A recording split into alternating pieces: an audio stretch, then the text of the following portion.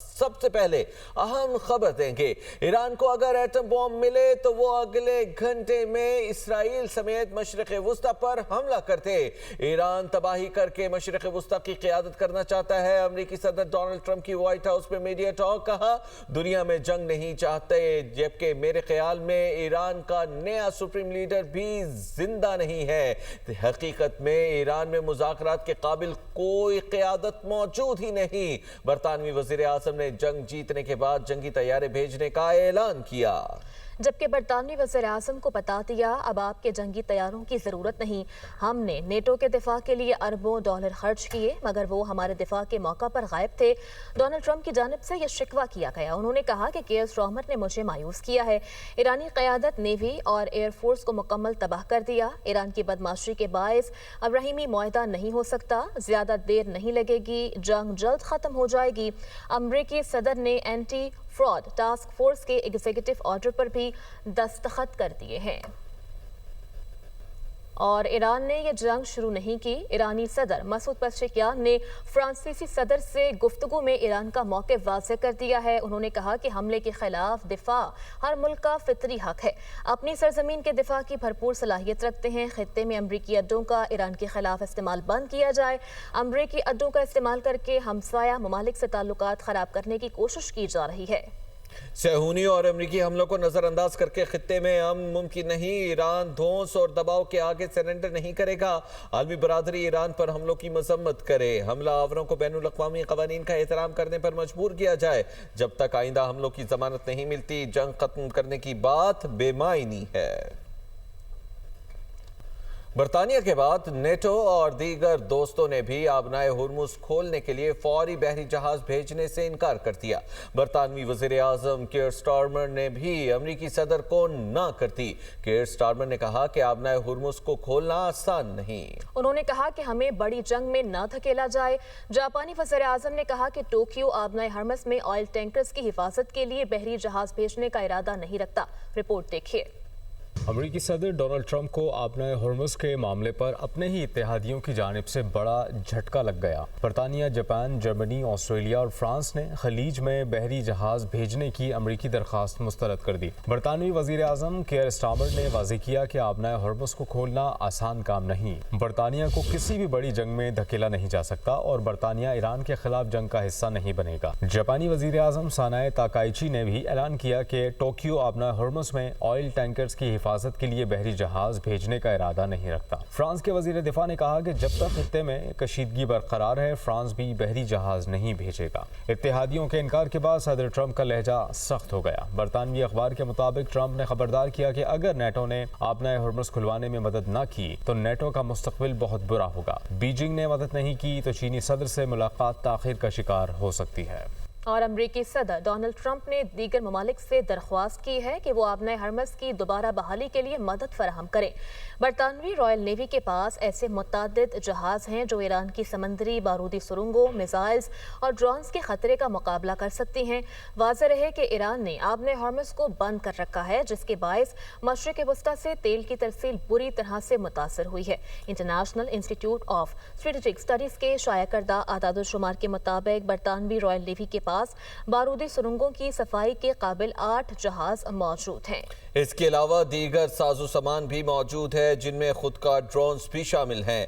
Royal navy کے پاس type 45 ڈسٹرائرز اور type 23 frigates بھی موجود ہیں، جو نہ صرف میزائل اور ڈرونز کو مار گرانے کی صلاحیت رکھتے ہیں بلکہ سمندر اور ساحل دونوں میں اہداف کو نشانہ بنا سکتے ہیں۔ عسکری تجزیہ کار اور سابق برطانوی فوجی افسر جسٹن کرمب نے بتایا کہ ان میں سے کچھ ڈسٹرائرز کے تعیناتی کے لیے تیار ہونے کا امکان کم ہے یا وہ پہلے ہی دیگر کاموں کے لیے مختص ہیں۔